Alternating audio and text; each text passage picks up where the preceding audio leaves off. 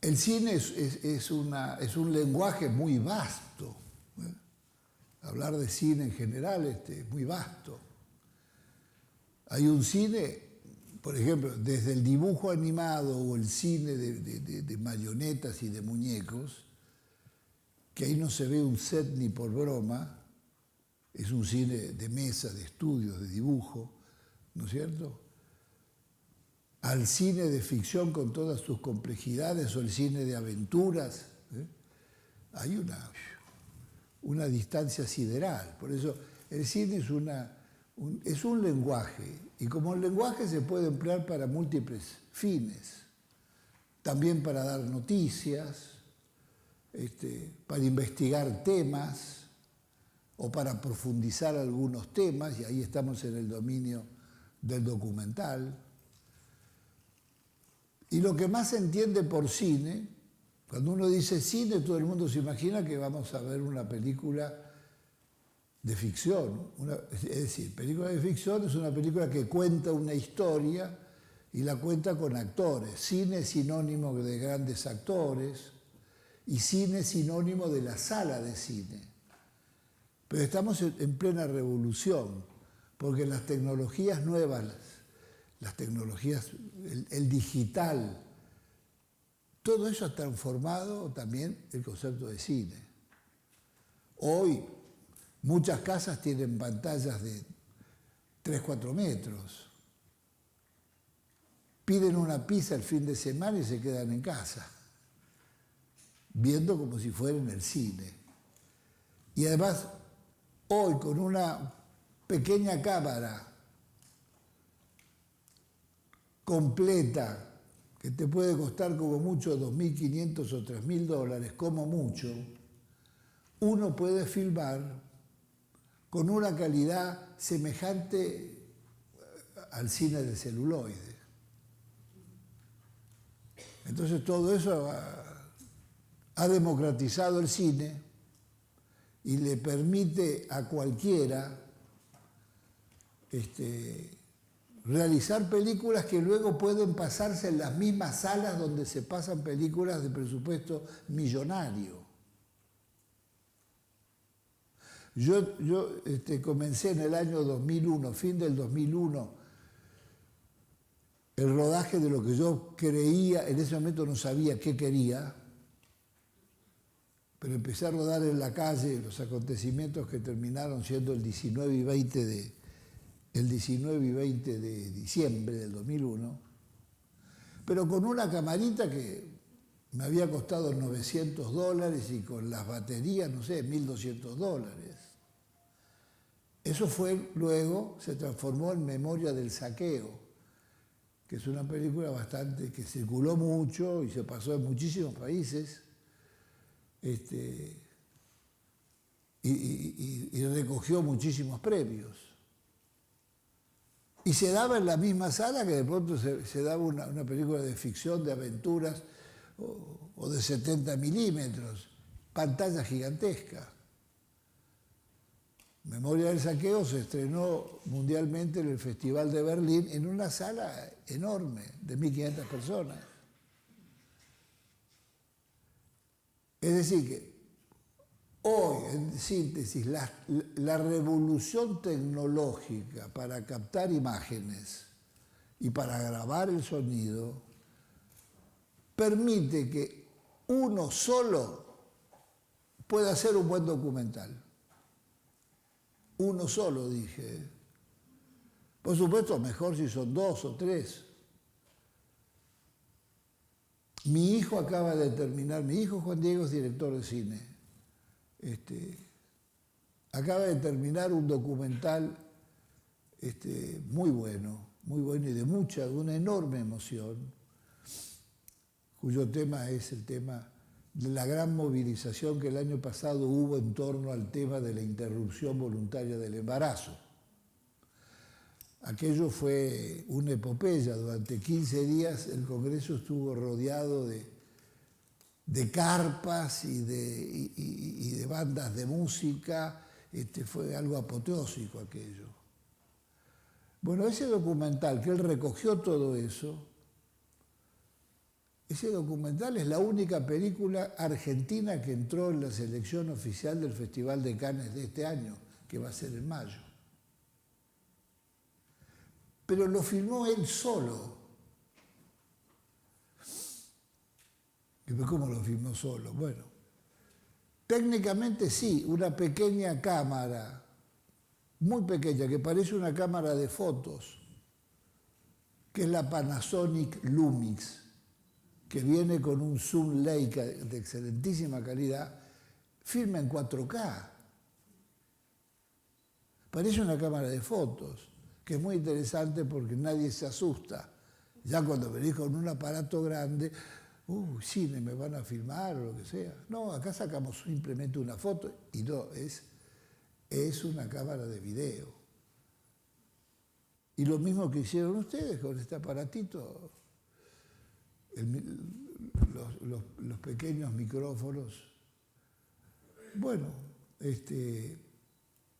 quiero decir con esto que se acabó el fantasma de la producción y de todo esto. Por supuesto, este ejemplo que acabo de dar de la película de Juan es posible porque es un documental testimonial y estaba todo allí. Yo comencé en el año 2001, Memoria del Saqueo, recorrí varias veces el país y estoy en la 9ª película de una suerte de fresco o saga sobre la crisis de la Argentina contemporánea. Pero este trabajo, que iba a ser una película larga, de 3 horas a lo mejor, pero el tema era tan rico y tanta desinformación sobre muchos de los temas que tocaban estas películas, que decidí hacer una serie de películas. En realidad, esas 9 películas son como 9 capítulos de una sola obra, pero son todas películas independientes. Memoria del Saqueo, La dignidad de los nadies, Argentina latente, La próxima estación, sobre los ferrocarriles, las películas que le dediqué al tema de la energía, Oro Negro, La guerra del fracking, que la filmé por acá. Bueno, en fin. Todas están filmadas con el mismo estilo, pero son unidades independientes. Y todo ese trabajo lo hice no solo, pero en fin, con un asistente que en fin, ponía a punto la cámara siempre y cuidaba. Yo he hecho siempre la cámara. Un asistente para reemplazarme a mí si en algún momento me canso o lo que sea, tengo otro, o filmar a 2 cámaras. Y a veces un ingeniero de sonido, o un sonidista. A veces. Si no, cualquiera de los dos, hacíamos el control del sonido. Y a veces un asistente general. Y nunca más de 3 o 4 en el auto, porque no entran. Y no es bueno 2 o 3 coches, ya es un lío que no. El documental exige mucha sagacidad y mucha discreción. Digamos, si uno intenta captar las verdades que no muestra la televisión y las verdades que tampoco registran las películas de ficción, si uno quiere meter el cuchillo a fondo en asuntos o temas de la realidad, puede ser sobre un personaje cualquiera, ¿eh? Uno puede hacer un gran documental y larguísimo sobre un personaje, cantante, científico o un vecino muy particular con una vida muy particular y uno hace, o un trabajador, uno hace una película entera. Cuanto más discreto se es para captar o robar momentos de intimidad o momentos de verdad, mejor. Entonces, cuanta más gente tenés en un documental detrás, es peor. Lo mejor sería filmar con 2 o 3 gatos. Ustedes vieron que los gatos son muy discretos. Andan por ahí. Bueno, entonces el cine es amplísimo. Podemos hablar. Sí. Sí, decime. Consultaban sobre su método de trabajo. O sea, una vez que tiene elegida la temática de lo que quiere hacer, Claro. además, cómo es su manera de trabajar. Sí, yo los voy a desilusionar un poco a quienes creen que yo tengo un método que facilita las cosas. Los voy a desilusionar porque yo sigo trabajando una película hasta cuando está terminada. En general, siempre yo me encuentro con estudiantes que creen que su trabajo ya está terminado. Y la verdad que no. Generalmente ese trabajo que se cree que está terminado está en el punto para empezar a trabajar su terminación, que es distinto. Es decir, no hay conciencia, y es natural que no la haya, de la cantidad de trabajo que se necesita para hacer una película o una obra interesante. No digo una gran película, o esto porque esas son cosas que se tienen que juntar muchos aspectos para llegar a ser una gran película. Muchos aspectos. Se necesita también que alguno de los dioses baje y te dé una mano. ¿Me entienden? Porque no siempre con todas las cosas organizadas uno obtiene algo notable. Pero en general se necesita trabajar muchísimo más de lo que en general los que comienzan a hacer cine creen que hay que trabajar. Mi método, bueno, yo empiezo investigando el método, esto hablando del documental, porque si habláramos de la ficción, por supuesto la ficción parte siempre de una historia a contar. Puede ser un libro escrito ya, propio de otro, una adaptación, o puede ser un guión construido alrededor de la vida de un personaje o de hechos que sucedieron. Pero siempre se parte ya de un libro escrito en la ficción y sobre ese libro escrito 100 directores harían 100 películas distintas. Es decir, el oficio del director de cine no es escribir el libro, es inventar la película, que son 2 cosas distintas. Yo acabo de decir que yo puedo hacer, en general, las grandes películas, son adaptaciones de grandes novelas, o varios guionistas escribieron una suerte de guión o de novela o de guión novelado sobre hechos verídicos. Cualquiera de los 2 caminos. Pero 100 o 1000 directores harían como en el teatro, cuando un director va a hacer una nueva puesta en escena del Hamlet o de la Gaviota de Chekhov. Sí, pero viejo, ¿qué problema te cargas? Porque para hacer una puesta en escena de algunas de estas grandes obras, de las cuales hay libros que han estudiado las puestas más famosas que se hicieron. Bueno, es interesante porque ahí es el puro trabajo de invención de puesta en escena del director de teatro. Y en el caso del cine, como dije que 100 o 1000 directores harían una película distinta, elegirían actores distintos y, por supuesto, imágenes, escenarios distintos. Entonces, de lo que yo quiero hablar hoy o transmitirles es más el trabajo del director, no el trabajo del guionista, porque es una disciplina muy compleja la del guionista. Como sería, y si no hay una historia previa, es el trabajo del novelista, y luego sobre la novela o boceto de novela o de relato se hace un guión, que es la dramatización de ese guión. Este es todo un oficio aparte y monumental. Lo cual no quiere decir que no haya directores que escriben sus propios guiones, escriben sus propias historias. Sí. Porque yo entiendo que cuando uno está armando el guión de un documental, de alguna manera el guión se termina de cerrar cuando uno cierra la edición de ese documental.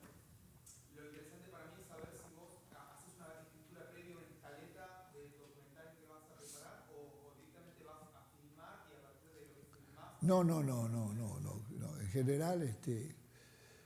En general, siempre uno escribe o trata de definir. Miren, el proceso creativo, que estoy contestando, no es un proceso ordenado, ni prolijo, ni disciplinado. El que lo cree así está pensando mal, está equivocado. No hay nada más caprichoso, inesperado y confuso que el proceso creativo.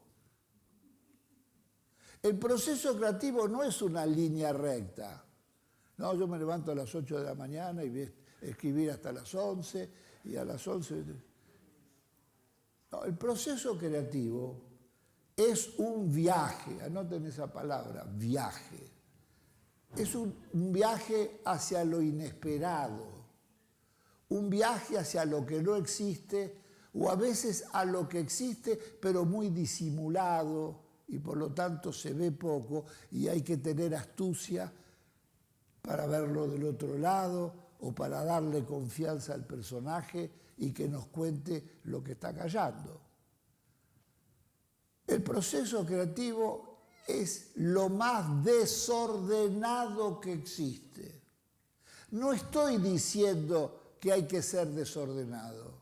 Dije que el proceso, el viaje del proceso creativo es desordenado.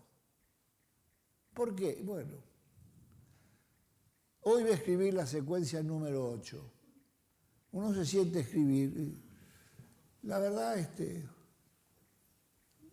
no tengo ninguna idea para escribir la secuencia. No, mejor dicho, la secuencia 8 tiene que describir el momento en que se sirvió el agua pensando que era agua y era veneno. Bueno, pero ¿cómo la voy a hacer esto? Es decir, ¿cuál es la idea que tengo para hacerlo? Entonces, no es que uno programa los momentos de inspiración. Los momentos de inspiración no se programan, vienen de la manera más caprichosa. Bueno, pero vos escribiste recién esta... Sí, por supuesto la escribí. El que tiene un mínimo de conocimientos se sienta en la máquina y escribe secuencia 8, secuencia 9, pero después tiene que tener coraje y honradez para retirarse un poquito, volver a leerlo y darse cuenta si sirve o no sirve. Si sirve o no sirve. En general, ideas inspiradas a veces llegan, pero no es que uno convoca la inspiración. Bueno, me voy a bañar y bañándome o caminando por el jardín, me surgieron ideas, pero no para esa secuencia. ¿Me entienden? Puta, esto es una cosa recurrente y vuelvo a escribir, a sentarme y de vuelta está esa otra idea. Entonces, el proceso creativo es un ida y vuelta, un ir para adelante, pararse porque uno está en una palabra recurrente, un compañero de ustedes y de los que hacemos cine, que es la crisis creativa. Se vive en crisis creativa. Crisis creativa es cuando no se me ocurre nada interesante para esta secuencia. Y así es un plomo esta secuencia. En definitiva, si se me ocurre una idea para una secuencia, la de esta botella, no, pero ahora estoy escribiendo la 8. No, yo dejo la 8 de lado y esa idea que la soñé o que la escuché en el colectivo, un diálogo de dos mujeres, uy, qué bueno, muy bueno esto. Yo saco mi libreta, siempre llevo una libreta, y esto va al método. Yo vivo con una libreta. En esa libreta escribo las cosas que me llaman la atención y que luego son una materia riquísima para recuperar para alguno de los proyectos. Una libreta es como si fuera un bolso o bolsito donde voy metiendo las cosas que se me van ocurriendo. Si no lo hago, me olvido. Si no lo hacen, se van a olvidar o no lo van a jerarquizar o no la van a tratar, rascar un poco, sacarle la corteza a eso para ver lo que tiene.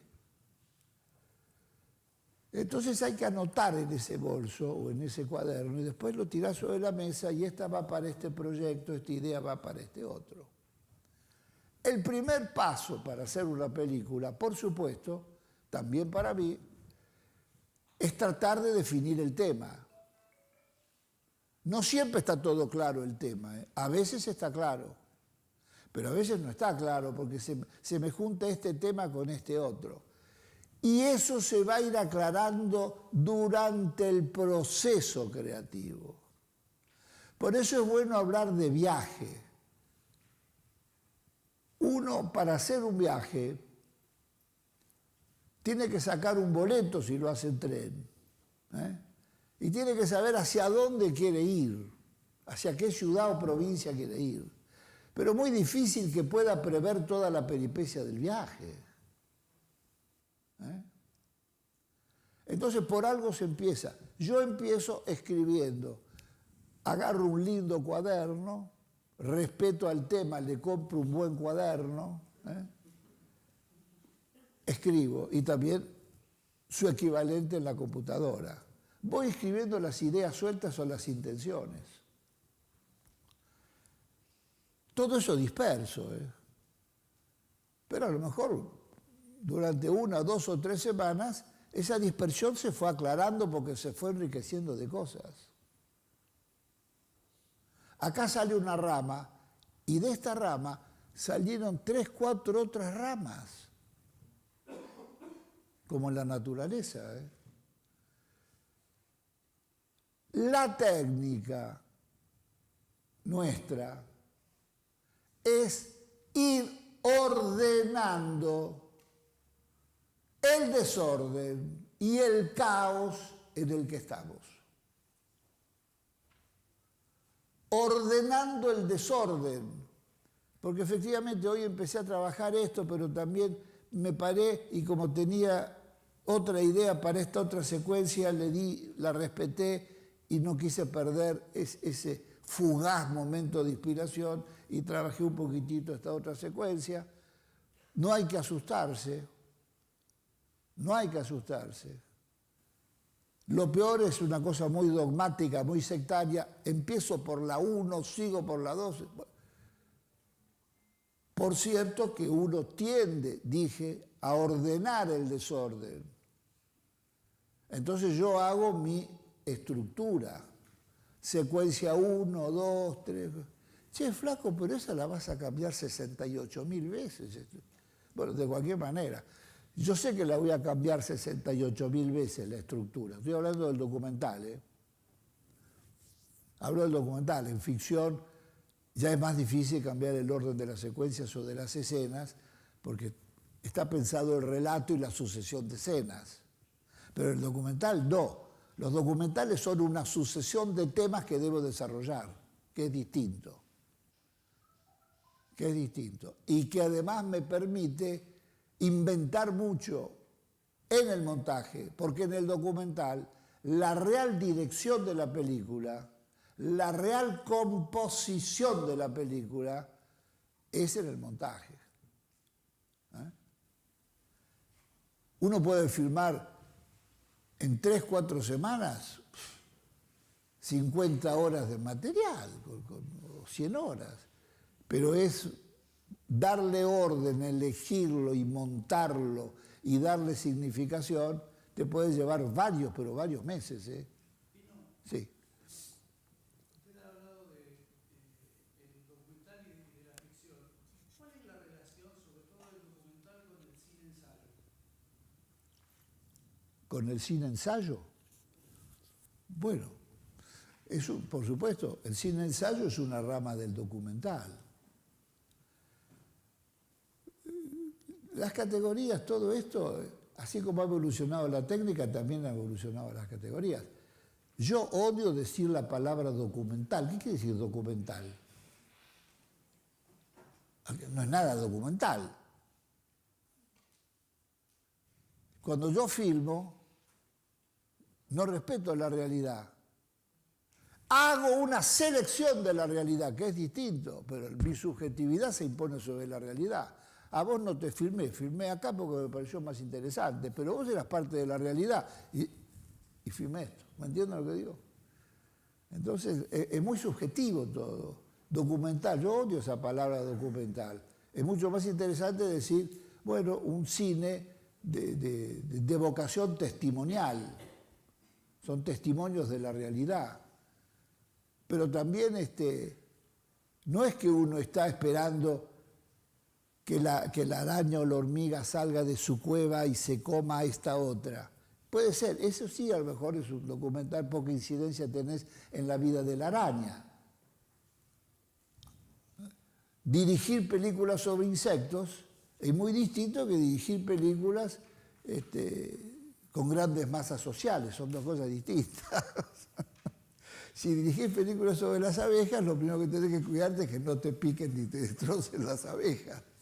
Son oficios distintos, pero es un cine, el llamado documental, es un cine de vocación testimonial, pero la incidencia del director sobre la realidad y sobre la selección de la realidad es brutal. ¿Quién encuadra? No encuadra la realidad, encuadra un ser concreto que tiene la cámara en la mano. Por eso es importantísimo que en el documental o testimonial el director haga la cámara. Haga la cámara. Yo me meto con la cámara a filmar este lío que hay aquí en la cuadra, se agarraron una gresca espantosa, etc. ¿Vos crees que uno va a ponerse a dirigir, no, mirá, encuadrar acá? No. Es el que tiene la cámara, que se da cuenta que no es solamente, acá está el foco, sí, pero tiene que tener un ojo al costado acá y otro ojo al costado acá para darse cuenta que de pronto lo más interesante está acá. Entonces, en el cine de vocación testimonial, la verdadera autoría de la dirección pasa por el manejo de la cámara. Miren, el cine es tan sensor que empecemos diciendo que el cine es una ventana rectangular sobre la realidad. Toda la realidad, no, esto es lo que entra en este rectángulo. Más apaisado o más vertical, más como un cuadrado, como en el cine antiguo. Entonces, todo el conflicto del director de cine es qué tomo, qué selecciono de la realidad para que entre en mi rectángulo. Ese rectángulo te ofrece la ventaja de cambiar de ojos. Si querés un ojo que agarre un gran ángulo y tenga mucha profundidad de campo, son los lentes grandes angulares. Y en las antípodas, si querés algo muy selectivo de la realidad y negar la realidad y dejarla fuera de foco, te vas a las series de los teleobjetivos. Pero esas son las elecciones que hace el director para cada una de las secuencias que quiere filmar. Pero siempre el cine es una ventana rectangular sobre la realidad. Es un conflicto muy, muy embromado, porque la realidad es mucho más grande que ese rectángulo. Entonces, sí. Has hablado de la facilidad técnica que tenemos ahora, pero vos tenés más de 40 años de oficio, has filmado ficción, has filmado cine testimonio, has filmado grandes documentales últimamente. Ahora mismo has sufrido atentados también en tu vida como realizador y como artista. ¿Cuál es la mayor dificultad que afrontás ahora, en este momento de Argentina y de tu vida como realizador? Más allá de, por ejemplo, ciertas facilidades técnicas que capaz que tenemos los realizadores ahora, ¿cuál crees que es la dificultad más grande ahora desde el acto de ser un realizador de cine? Bueno, no, para mí siempre ha sido una enorme dificultad la producción. La producción. La producción y contar con un equipo talentoso, porque no se hace solo el cine. A pesar de que he dicho que uno lo puede hacer solo, pero hay que tener mucho talento para hacerlo solo. Es así. Y si estás aprendiendo, y no estás, bueno, rodeate de algunos técnicos bien talentosos. La mayor dificultad es la producción. Yo he tenido que producir todas mis películas. A veces, sí, señor, no sabe lo que pasa. Me cagó el productor. ¿Por qué te veo tan deprimido? Y no, ya escribí 3 guiones, nadie me quiere producir. Bla, bla, bla, bla. En el cine no tienen larga vida los llorones, les digo la verdad. No, en el cine hay que desarrollar o se necesita mucha decisión de hacerlo. Yo me he tenido que producir todas las películas. ¿Qué quiere decir con eso? Que parte de mis gastos mensuales han sido pagar las películas. Y he tenido que hipotecar mi casa varias veces y he tenido que vender la oficina 2 veces, una y después otra.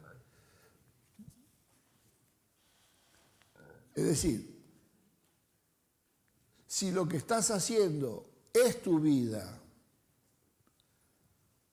y lo que estás haciendo le das una importancia social o cultural, bueno, es como engendrar un hijo. No te lo banca nadie. No, te tenés que hacer cargo de ese chico y darle todo tu cuidado y todo tu amor, porque una película es un acto de amor, una película es, lo que van haciendo son tus hijos. Esa es la mayor dificultad. Digo la mayor dificultad porque el tiempo que te lleva conseguir esos mangos que hace falta, o resolver esto que es un lío porque no le estás debiendo a fulano, mengano, o se para el rodaje, son grandes dificultades.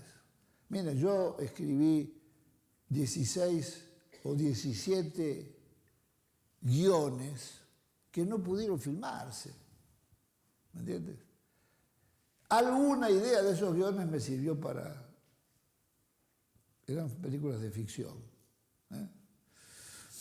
Inclusive una que hicimos un guión con Julio Cortázar sobre la novela de Cortázar, Los Premios. Entonces, esos guiones no pudieron filmarse y perdí muchísimo tiempo. Te perdí muchísimo tiempo. El cine de ficción cuesta mucho. En aquellos tiempos, en la era predigital, los equipos eran grandes, los equipos eran pesados, todo eso, filmar una película de ficción, había que mover mucha gente, el presupuesto subía, nunca había plata para eso. Y el que pone plata quiere tener incidencia. Yo no encontré nunca a alguien que sonara el teléfono, hola, que nada, sí, mire, soy un productor, quiero filmarle, quiero producirle una película suya. Bueno, sí, no, pero no, la que usted quiera. Eso no existe. A mí no me pareció nunca, nunca lo encontré a eso. Es más, mis películas más exitosas, hasta buena parte de la crítica, me daba el pésame. Cuando se estrenó El exilio de Gardel, la primera exhibición del exilio de Gardel fue en el marco del Festival de Venecia. Y los críticos argentinos, los tres, me dieron el pésame. Che, Pino, ¿cuánto lo lamentamos por vos? Viejo? No se entiende nada de esta película que hiciste, no sé a dónde va, bla, bla, bla. No les cuento todas las teorías.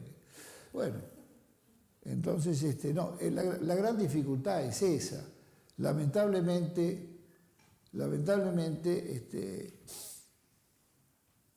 los temas no es el dinero solamente, sino que tenés que estar, es muy jodido estar escindido en dos. El productor lucha contra el director quiere hacer estas cosas y el productor sabe que no hay un mango para hacerlas o esto es un lío si te metes con esto. Entonces ese es un conflicto que mejor que lo resuelva otro. Eso es espantoso. Yo hasta hoy tengo ese tema. Yo, todo lo tengo que producir. Esta película que se va a ver hoy, El viaje a los pueblos fumigados. Bueno, tiene secuencias. Una de las primeras secuencias se filmó en el 2003.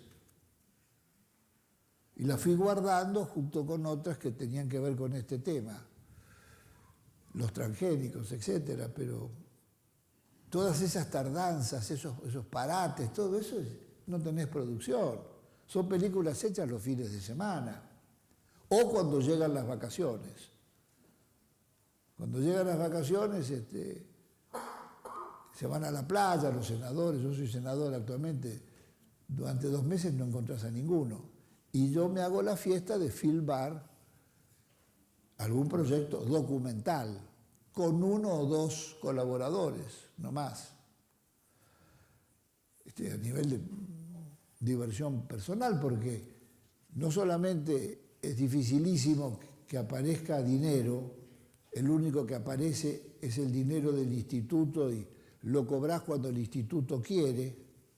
Es decir, que si estás esperando cobrarlo cuando el instituto quiere, no vas a poder filmar en los 2 meses que vos necesitas filmar, ni este personaje que si no se me va y está acá, y todas esas cosas. Entonces esa es una dificultad muy grande. El director de cine que quiera filmar libremente aquello con lo que sueña o quiere hacer, debe comprender que él debe ser el productor, porque si está esperando que lo sea otro, seguramente va a perder sus energías, sus ilusiones y sus ganas y no lo va a hacer. Pero es un terreno, si te metes una cosa, es una pequeña deuda en un documental y otra cosa es en un largometraje.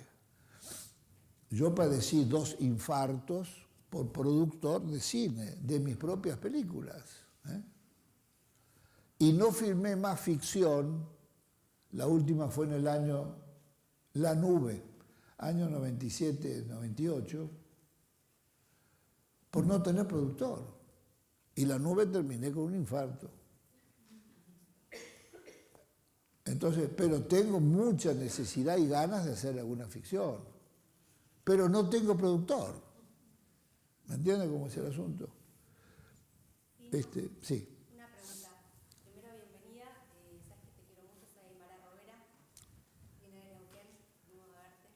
¿Qué tal, querida? Quiero que cuentes un poquito cómo ves a la mujer en el cine, en todo esto que está pasando ahora también de directoras y mujeres en la industria audiovisual.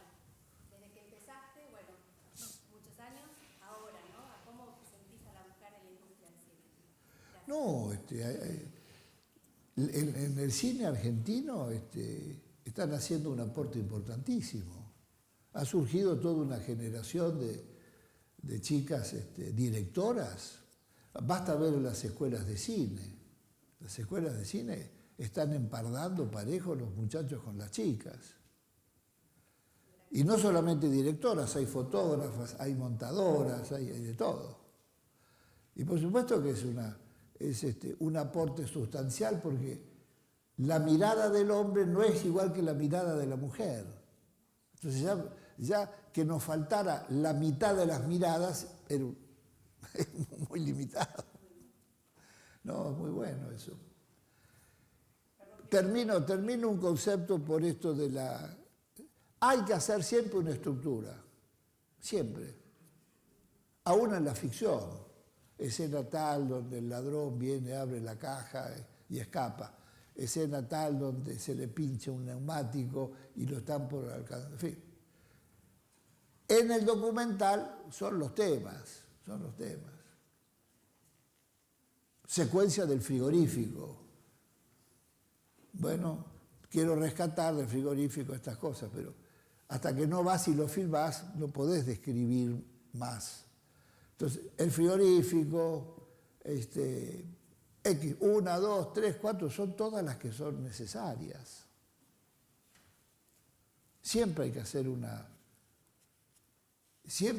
una estructura de secuencias. ¿Por qué? Porque el documental se compone en el montaje, se ordena y se estructura en el montaje. Y vas a cambiar 20 veces el orden de las secuencias. Yo había previsto comenzar por esta, pero la filmación no está mal, está bien, pero para hacer la primera secuencia de la película es floja, ¿me entienden? El resultado fue flojo, lo que manda en el cine son el resultado de las escenas que filmás. Esta que debería ser de una potencia o emoción 20, y es 11 o 9 o 12. No está mal, pero yo necesito, comenzar con algo muy fuerte. ¿Me entienden lo que digo? Entonces esta secuencia va a ir a otro lado, y esta que estaba por ahí, bueno, acá agarré algo insólito. Yo les voy a contar otra cosa. Cuando hay algo insólito o irrepetible en el mundo real, corran, agarren una cámara y fílmenlo. No, lo digo en serio, ¿eh? No, pero si no sé, señor, ¿cómo voy a filmar si no sé ni para qué, ni yo tengo nada previsto en esto? No lo pierdas esto porque es irrepetible. Filmalo de la mejor manera posible, porque seguramente lo vas a utilizar en alguno de tus futuros proyectos y encontrarás la vuelta de meter esto argumentalmente en tu proyecto. En mi película El viaje, no sé si ustedes la han visto, esta película El viaje comienza con un edificio que era el albergue Warners, pero primero fue el gran hospital de pediatría que al final del gobierno de Perón estaba casi terminado, un mastodonte gigantesco. Y por cuestiones de oposición política y todo, lo dejaron abandonado y fue saqueado, etcétera, etcétera. Bueno, un día yo, en los años 90, al comienzo de los años 90, leo en el diario que van a dinamitar el albergue, este hospital de pediatría. Y que han sido citadas autoridades, porque va a ser espectacular el momento de hacerlo volar. Ya la idea me pareció algo terrorífico. Un hospital de pediatría que no se terminaba en un país que sobran chicos que lo necesitan y que habían armado una puesta en escena, un acto para ese momento. Sin duda suspendí las cosas que tenía que hacer ese día y armé el rodaje. Y a las 3 de la tarde estaba en ese lugar y filmé todos los pasos que lo fueron dinamitando hasta que implosionó, hizo así, ¡bloc! Y desapareció.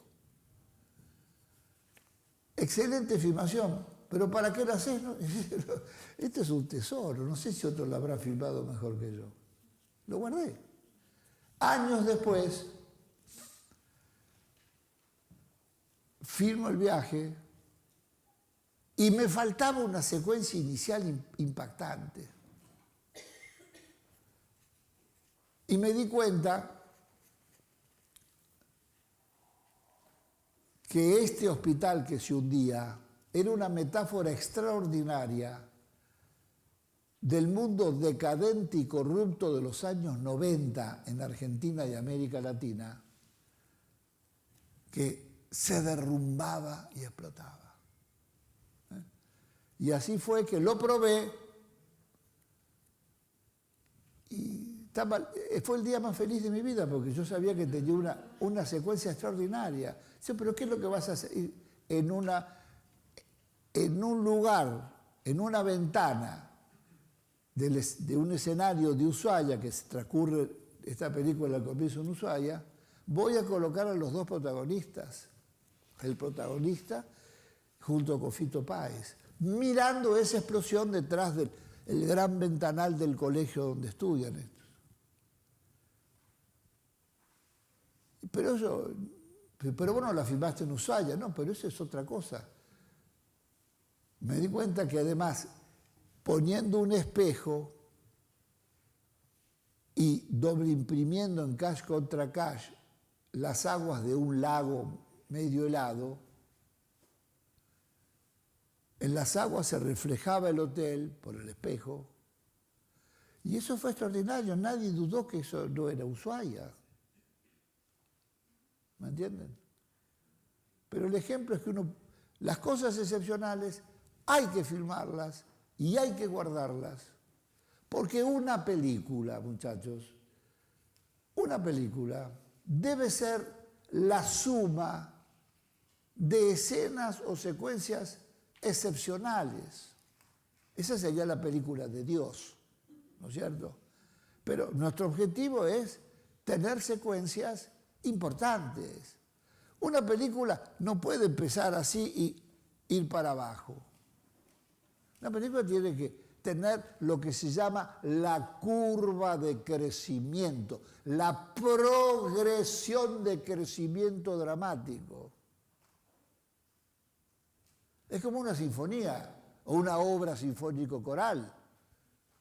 Vos no vas a gastar todas tus municiones de entrada y después esto murió, se fue. Esas dosificaciones es el montaje de relato, ya no el montaje chiquito. Yo tengo 30 y tantas escenas, 50 escenas ya montadas, pero falta la articulación entre ellas. Vas a diagramar una articulación que te permita tener momentos donde levantás la atención, tener momentos donde dejás respirar o digerir a la audiencia lo que le acabas de contar, volver a remontar y así sucesivamente en esto así, y hacia el final. Pino ha dicho la palabra clave, Sí. ha dicho final. Sí. Lamentablemente vamos a tener que, valía la pena la espera, ¿o no? Vamos a tener que terminar, así que me voy a subir para que me vean. No sé si quiere decir alguna última... No, cerrar un poquito. despedida. No. Todo ¿Cuál es, con esta alteración de los horarios, cuál es tu programa? irnos ya. No, contame. No, ahora cerramos así ustedes después vamos a comer y volvemos a ver la peli a las 15. Pero ahora seguimos... Bueno, 10, 15 minutos más hablo. Yo con un sándwich me arreglo. Si bueno, quieres. dale, está bien. Perfecto. Eso es un deseo. 10, 15 minutos más, ¿está bien? No, sí, tranquilo. Bueno, fenómeno. Bueno, No, lo excepcional es que yo esté acá y ustedes estén acá. Entonces, aprovechemos eso excepcional. Miren, bueno, los dejo 15 más. el principal enemigo que tenemos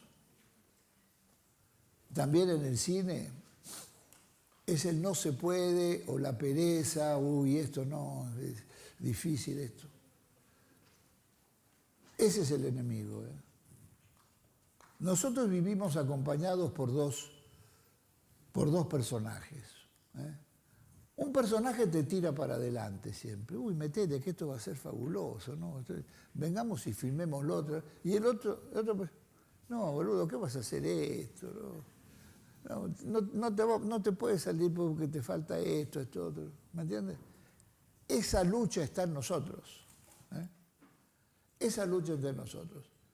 Nada se puede hacer bueno, de calidad o de interés, sin arriesgar, muchachos. Sin arriesgar. Y sin tomar la decisión de vencer al deprimente que me dice que no, déjalo caer. ¿Me entiendes? Entonces, el cine es toda esa lucha. Y el autor de cine todo el tiempo está luchando adentro de él entre dos personajes. Es terrible. Encuadro aquí, pero me estoy perdiendo aquello. Tiene que elegir continuamente dónde coloca la cámara, qué toma, qué deja. ¿Me entienden? Esa es una dialéctica muy cansadora. Muy cansadora. Miren, cuando yo me encuentro gente que me dice, che, Pino, qué grande, qué feliz tenés que ser vos, viejo. Mirá, vas a filmar mañana. Déjate joder, boludo. Cuando yo voy a filmar, me pone tanto en crisis que duermo poco esa noche. Me pone en conflicto. ¿Cuál es el conflicto? ¿Seré capaz de sacar una secuencia buena o no? ¿Este personaje se me escapará como el otro día y no quiere soltarse ni emocionarse? Es la única alternativa que tengo porque después se va. Entonces, un rodaje para mí, en un rodaje uno se somete es la exigencia, es la prueba de si sirvo o no sirvo como director. ¿Me entienden? Es horrible. Por supuesto, cuando bajan los dioses, y esto, salió, llorás de alegría. Lo digo en serio. Yo he llorado muchas veces de alegría, de emoción, lo hicimos. En casi todas las películas. No, por supuesto. Cuando lográs algo que vos te das cuenta si es algo excepcional o no es excepcional. ¿Recordás alguna escena? En el viaje hay varias. O por ejemplo, ahora, cuando el doctor Rana sale del Congreso con patas de rana y con toda una runfla de gente, y no, son cosas que uno va muy angustiado, porque tenés la autorización de filmar y que te abran las puertas del Congreso, pero no has dicho exactamente lo que vas a filmar. ¿Me entienden? Hoy a lo mejor me están junando, me están bichando, etc. No, son filmaciones complicadas.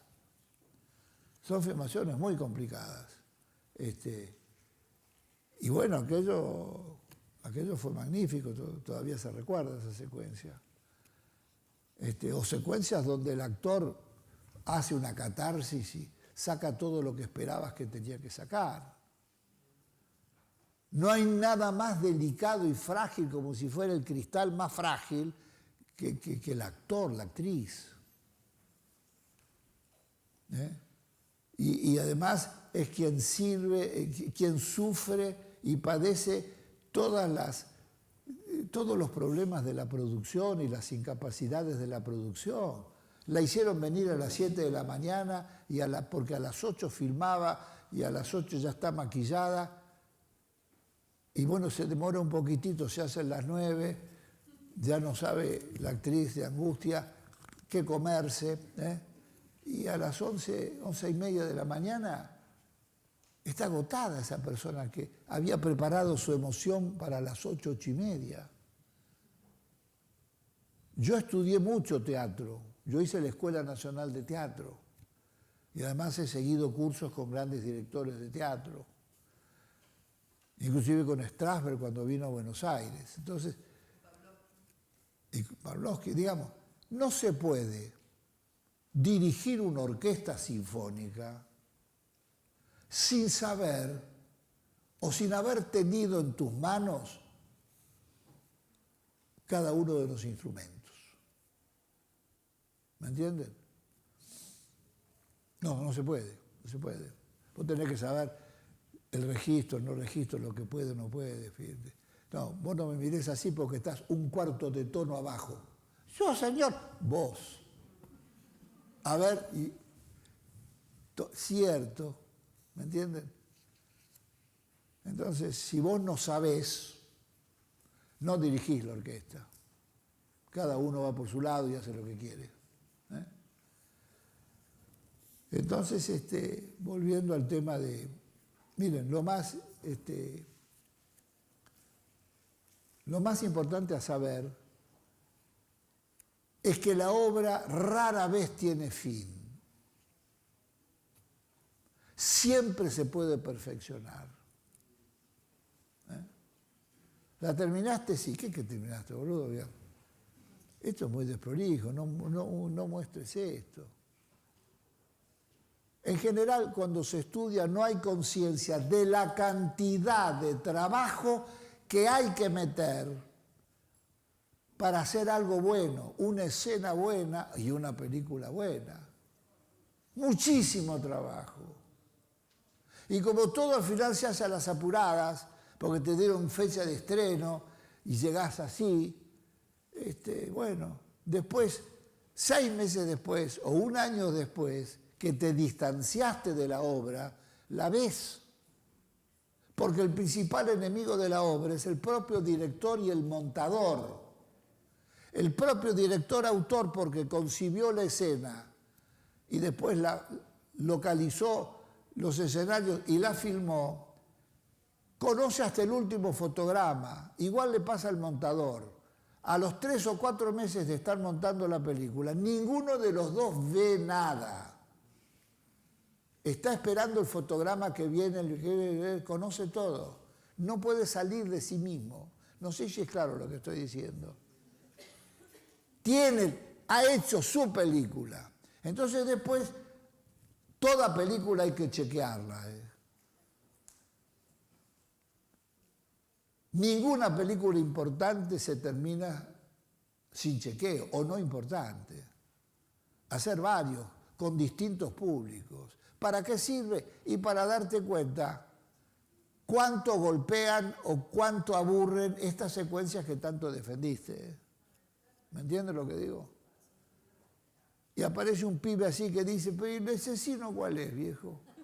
¿Cómo el asesino, boludo? Pero ¿qué no? Para mí es este. Un pibe así te lo dice. Entonces, no, la idea es que no hay que asustarse por las correcciones de la obra que uno está haciendo. No existe una buena obra sin decenas de correcciones. No existe. ¿Me entienden lo que digo? Maestro, ¿le puedo hacer una pregunta? Sí. Usted había dicho, cuando él le preguntó sobre que no es lo mismo filmar un documental sobre unos insectos que es sobre un documental, bueno, ya un testimonio sobre masa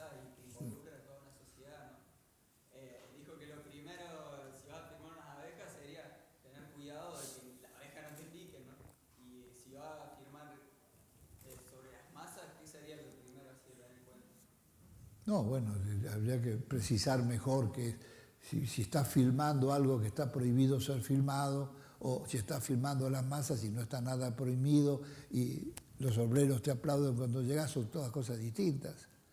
No, cada una de las... Lo que yo quise decir es que cada uno de los rodajes tiene dificultades distintas de los otros. Esta escena tiene dificultades diferentes a las otras. Yo no filmo en la ficción ninguna escena sin antes no haber visitado el lugar donde localicé el escenario, sin haberlo visitado con el fotógrafo y el primer asistente. A ver, Pino, ¿qué dice el fotógrafo? ¿Cómo es la escena? Porque claro, ¿cómo va a poner luces el fotógrafo si no conoce cuál es la idea de puesta en escena que vos tenés? Bueno, yo tengo estas. No, loco, pero ¿dónde coloco yo las luces? Vos estás usando todo y no tengo parrilla. Es que me la pensé así, la pensaste mal, ¿me entienden? De acá, para allí nada. Porque además es un plano secuencia. Y si no, dividirlo en planos. No, digamos, en una ficción uno va, hace con camarita de video, filmás distintos, las angulaciones, todo eso, yo voy y lo preparo. Lo preparo. Y después tomo esa distancia y en casa lo veo. Y lo veo con el director de fotografía. Las buenas cosas se preparan mucho. Miren, una escena del exilio de Gardel, muy importante. Las escenas difíciles a veces te dan fiebre. Yo cuando tengo que filmar una escena difícil, esa noche me despierto muchísimas veces y hasta tengo una pequeña fiebre. Escena difícil. Hacer cantar a Gardel o hacer hablar a San Martín y que la gente te aplauda, porque ¿cuál es el riesgo? Y están lejos, hermano, y la gente se va o te chifla. Entonces son cosas que se preparan muchísimo esas. Se preparan, no, se estudian, se preparan, se hacen pruebas y vas corrigiendo hasta el día de la filmación. En el exilio de Gardel yo había pensado una secuencia que Gardel se encontraba con dos rubias divinas en la medianoche, qué sé yo. Y habíamos preparado todo para que fuera el foxtrot Rubias de New York, que es uno de los temas más simpáticos de Gardel. Con una coreógrafa se pensó la coreografía. Gardel llegaba con un auto de época imponente y al ver esas rubias que cruzaban una plazoleta, esto era en la plazoleta del Ministerio de Cultura en París, baja Gardel, se acercaba a ellas como gran seductor y hay una cosa simpática, un juego entre los tres. Pero eso tenía que ser realmente muy creativo. Y bueno, la noche previa a filmarla, que estábamos en el mismo lugar filmando otra cosa, pedí un ensayo general de esa escena. Y ese ensayo general, había 80, 90 personas viendo ahí. Inclusive había venido a visitar el rodaje dos directores muy amigos míos, Costa Gabras y Bertrand Tavernier, y se hizo el ensayo, etcétera, y está bien, sí, gustó. No hubo, era una escena para aplaudirla y aclamarla por las gracias que hacía Gardel. Pero no pasó nada. Yo suponía que iba a pasar, que es distinto. Esa noche no dormí y a las 6 de la mañana, eso terminamos como a las 3. A las 6 de la mañana lo llamé a Gerardo Mansur, un genio como actor argentino que vive en Francia, que hacía de Gardel. Che, Gerardo, mirá, no me gustó. Sí, me di cuenta, bla, bla. Y entonces, yo te vi cantar, así para los muchachos, jodiendo, discúlpenme, Anclado en París. Y salió bárbaro. ¿Te parece? Me dice él. No me digas si me parece. Me re que te parece. ¿Te animás a hacerlo? Sí, pero no sé, no, escúchame. Lo mismo que hiciste en ese ensayo tuyo que bajaban del coche y cantaban.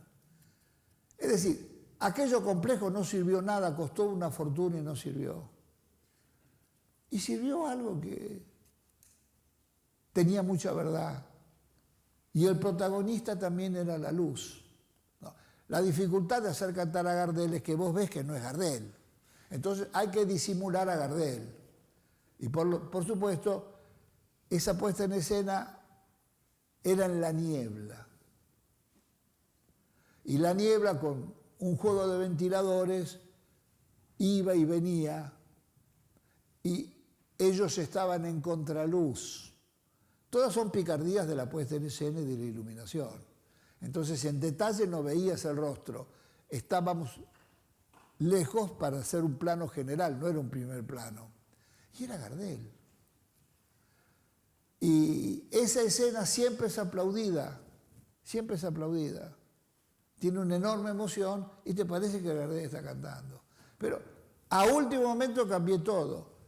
El productor ejecutivo nuestro me quería matar porque dejamos de lado una fuerte inversión que había costado preparar ese ballet, coreógrafo, los trajes de las chicas, todo aquello.